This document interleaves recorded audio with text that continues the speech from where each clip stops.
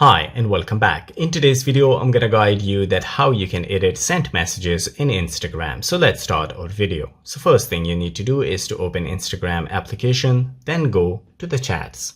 So once you open chats, now select the chat that you want to edit the message in. In this case, I will use this chat.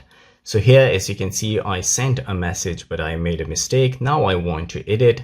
All I need to do is to tap and hold the message for long. This menu will pop up and here you will find the edit option. You need to tap on it and here I can erase the mistake.